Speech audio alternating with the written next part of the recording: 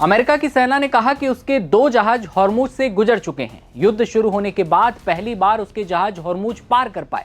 और सच ये कि जहाज जरूर गुजरे हैं, लेकिन राजा ट्रंप के सपनों में।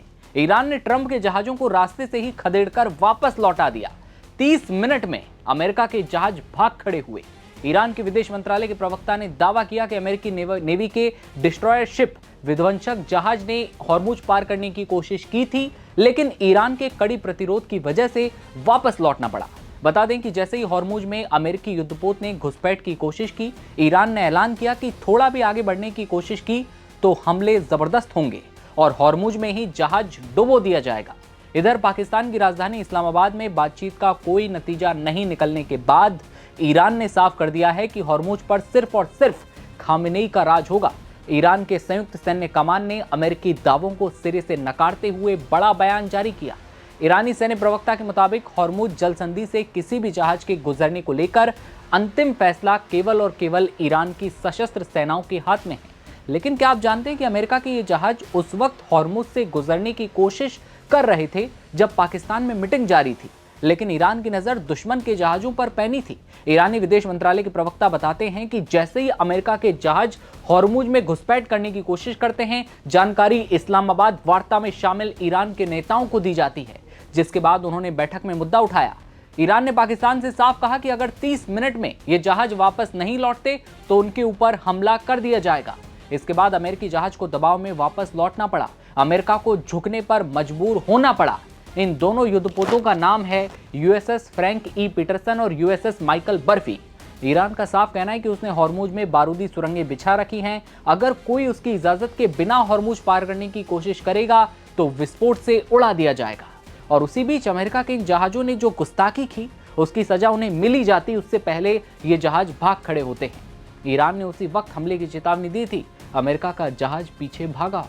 आपको समझना होगा, ये सिर्फ एक समुद्री रास्ता नहीं है, बल्कि दुनिया की ऊर्जा सप्लाई की धड़कन है।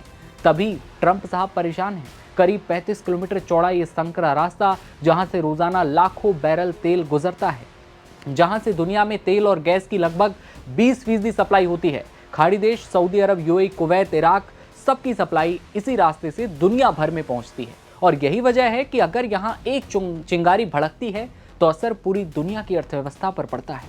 अब सबसे बड़ा सवाल, किसकी बात पर भरोसा करें? अमेरिका कहता है कि उसके जहाज हॉर्मुज पार कर गए, दिन दहाड़े सपने देखता है। ईरान कहता है कि हमने उन्हें खदेड़ दिया। सच्चाई क्या है यह अभी साफ नहीं, लेकिन इतना जरूर है कि दोनों देश इस टकराव को सिर्फ समुद्र में नहीं बल्कि सूचना युद्ध में भी लड़ रहे हैं।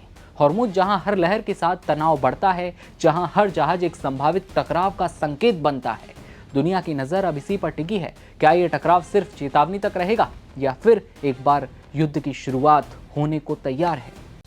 ईरान अमेरिका में शांति वार्ता के विफल होने के बाद हॉर्मुज स्ट्रेट में ईरानी सेना के एक्शन का एक वीडियो काफी वायरल हो रहा है।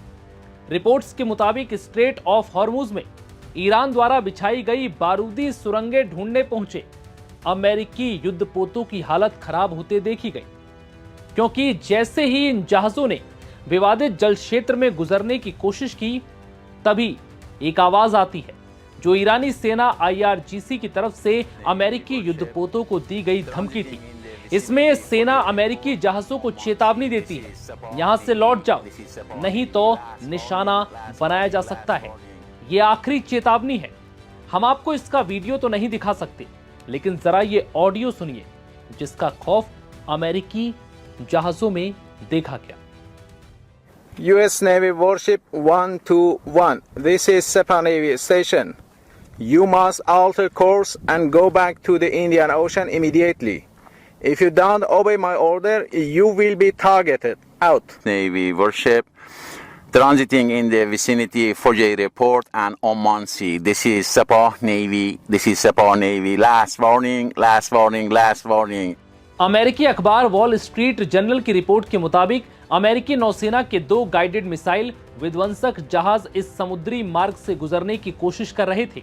इसी दौरान ईरान के IRGC ने उन्हें कड़ी चेतावनी दी, जिसके बाद अमेरिकी जहाज की तरफ से जवाब आता है कि वो अंतर्राष्ट्रीय कानून के तहत इस मार्ग से गुजर रहा है। वो किसी तरह की चुनौती नहीं दे रहा, साथ ही सीजफायर के नियमों का पालन भी करेगा। रिपोर्ट्स के मुताबिक अमेरिकी युद्धपोत बिना किसी टकराव के फिर हॉर्मुज स्ट्रेट को पार करने में सफल भी रहा। हालांकि जंग के बाद यह पहली बार था कि किसी अमेरिकी युद्धपोत ने इस मार्ग से गुजरने की कोशिश की हो। हालांकि ईरान का दावा है कि इसने पहले ही इस मार्ग को प्रभावी रूप से बंद कर दिया था। बता दें कि ईरान अमेरिका जंग के बाद से हॉर्मुज स्ट्रेट के बंद होने से दुनिया भर में बड़ा संकट खड़ा हो गया है। अमेरिका भी लगातार ईरान पर हॉर्मुज को पूरी तरह से खोलने का दबाव बना रहा है, लेकिन ईरान किसी भी दबाव में आने को राजी नहीं। उसने साफ कर दिया कि जब तक इजराइल लेबनान में अपने हमले नहीं रोकता और अमेरिका ईरान में मचाई तबाही की भरपाई नहीं करता और सीज फायर के सभी नियमों का पालन नहीं करता, तब तक किसी भी हाल में हॉर्मुज स्ट्रेट को नहीं खोला जाएगा। ऐसे में अमेरिकी राष्ट्रपति डोनाल्ड ट्रंप के सामने बड़ी समस्या खड़ी हो गई है। अगर वो ईरान की शर्तों को मानते हैं तो देश में ट्रंप के ईरान के सामने सरेंडर किए जाने को लेकर विपक्ष घेरने की कोशिश करेगा, और अगर अमेरिका ईरान की शर्तों को नहीं मानता तो फिर ईरान हॉर्मुज स्ट्रेट को किसी भी हाल में नहीं खोलेगा, जिससे न सिर्फ मिडिल ईस्ट के तमाम देशों को भारी नुकसान होगा, बल्कि दुनिया भर के उन देशों में भी हाहाकार मचेगा जो मिडिल ईस्ट में तेल के भरोसे अपने देश को चला रहे हैं। बता दें कि पाकिस्तान की राजधानी इस्लामाबाद में ईरान अमेरिका के बीच चली शांति वार्ता किसी नतीजे पर नहीं पहुंच पाई, जिसके बाद से अमेरिका और ईरान के बीच तनाव और बढ़ गया। तो वहीं पाकिस्तान के लिए भी मुसीबत बढ़ चुकी है, क्योंकि पाकिस्तान इस बैठक की मध्यस्थता कर दुनिया में अपनी छवि को बेहतर बनाने के सपने देख रहा था। भारी भरकम खर्च के बावजूद पाकिस्तान अपने मकसद में कामयाब नहीं हो सका। तो वहीं दूसरी तरफ अब अमेरिका और ईरान में एक बार फिर नए सिरे से बड़ी जंग छिड़ती दिख रही है, क्योंकि अमेरिकी राष्ट्रपति और उपराष्ट्रपति ने साफ कर दिया है कि अगर ईरान ने उनकी शर्तें नहीं मानी तो पहले से भी ज्यादा घातक तबाही देखने को मिलेगी। ट्रंप का दावा है कि पिछले दिनों चली जंग में अमेरिका के 90% हथियार, ड्रोन, मिसाइलें और एयर डिफेंस सिस्टम तबाह हो चुके हैं और उसकी सेना और नौसेना भी पूरी तरह से खत्म हो चुकी है। ऐसे में इस बार अगर अमेरिका ने हमला किया तो ईरान में कुछ नहीं बचेगा। अब सवाल यह है कि ईरान अमेरिका के बीच जो शांति वार्ता हुई वो विफल हो चुकी है। ऐसे में क्या अब अमेरिका, भड़का हुआ अमेरिका, ईरान पर बड़ा हमला करेगा या फिर एक बार फिर ईरान और अमेरिका के बीच बातचीत नए सिरे से शुरू हो सकती है?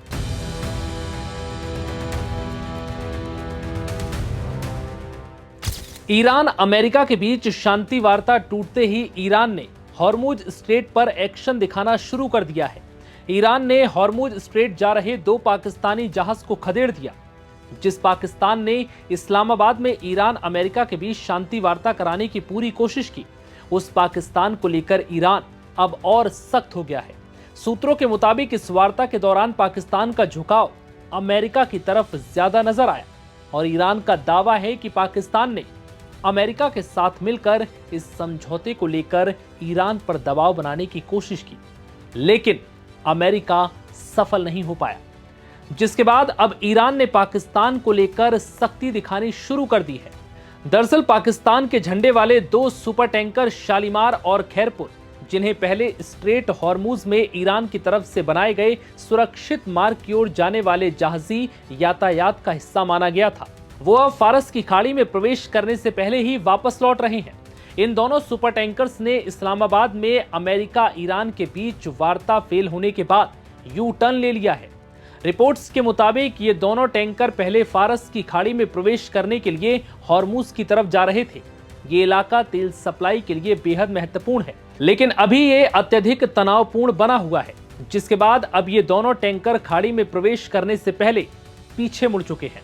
जहाजों की आवाजाही पर नजर रखने वाले डेटा से पता चला है कि 11 अप्रैल की देर रात 3 बहुत बड़े कच्चे तेल के टैंकरों, जिनका ईरान से कोई सीधा संबंध नहीं था, उन्होंने ओमान की खाड़ी की तरफ से सकरे जलमार्ग की तरफ बढ़ना शुरू किया था और 12 अप्रैल की सुबह वो ईरान के लारक द्वीप के पास पहुंच गए थे। बाद में पता चला था कि इन दोनों टैंकर पर पाकिस्तान के झंडे लगे हुए थे।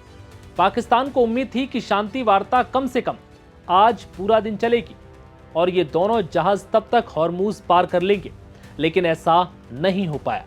जानकारी के मुताबिक उस चेक पॉइंट पर इराक जाने वाले एगियोस फेनोरियोस और पाकिस्तान के झंडे वाला शालीमार, जो यूनाइटेड अरब अमीरात के दास आइलैंड जा रहा था, वो वापस लौट गया है।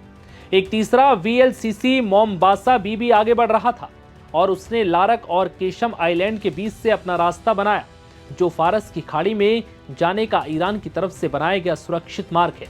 हालांकि जहाजों के अचानक यू टर्न लेने की वजह का पता नहीं चल पाया है, क्योंकि इराक और पाकिस्तान दोनों को ही पहले ईरान ने हॉर्मुज स्ट्रेट से गुजरने की इजाजत दी थी।